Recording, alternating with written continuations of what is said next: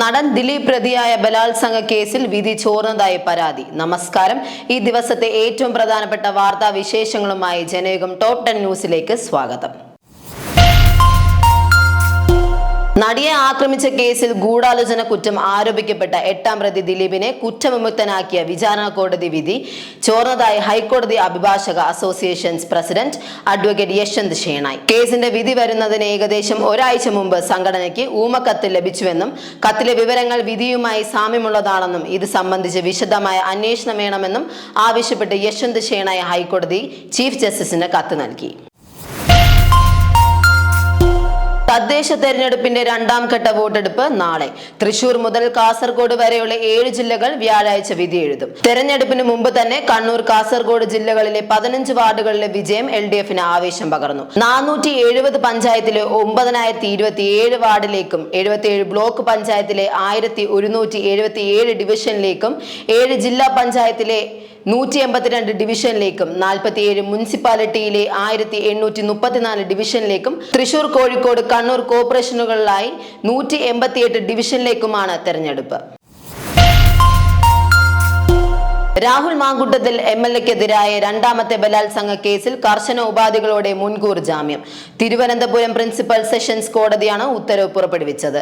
എല്ലാ തിങ്കളാഴ്ചയും രാവിലെ 10നും 11നും ഇടയിൽ അന്വേഷണ ഉദ്യോഗസ്ഥർക്ക് മുമ്പിൽ ഹാജരായി ഒപ്പിടണം, സാക്ഷികളെ സ്വാധീനിക്കരുത്, അന്വേഷണവുമായി പൂർണ്ണമായി സഹകരിക്കണം തുടങ്ങിയവയാണ് ഉപാധികൾ.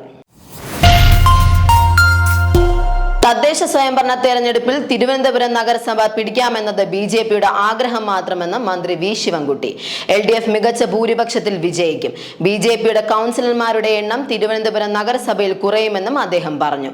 കൂടാതെ ശ്രീലേഖയുടെ ഫേസ്ബുക്ക് പോസ്റ്റിനെതിരെ പരാതി നൽകിയിട്ടുണ്ടെന്നും അവർ നിരന്തരം ചട്ടം ലംഘിക്കുകയാണെന്നും അദ്ദേഹം പറഞ്ഞു. എറണാകുളം മലയാറ്റൂരിൽ കാണാതായ 19കാരിയെ മരിച്ച നിലയിൽ കണ്ടെത്തിയ സംഭവം കൊലപാതകമെന്ന് പോലീസ്. സംഭവത്തിൽ പെൺകുട്ടിയുടെ സുഹൃത്ത് അരൻ അറസ്റ്റിലായി. ഇരുവരും തമ്മിൽ വാക്കുതർക്കമുണ്ടാകുകയും തുടർന്ന് കല്ലുപയോഗിച്ച് തലയ്ക്കടിച്ച് കൊലപ്പെടുത്തിയെന്നും പ്രതി പോലീസിനോട് കുറ്റം സമ്മതിച്ചു. SIR എന്യൂമറേഷൻ ഫോം തിരികെ ചോദിച്ച BLAക്ക് മർദ്ദനം. കൊല്ലം അമ്പലംകുന്ന് നെട്ടയത്താണ് സംഭവം. 23ാം നമ്പർ ബൂത്തിലെ BLO ആദർശിനാണ് മർദ്ദനമേറ്റത്.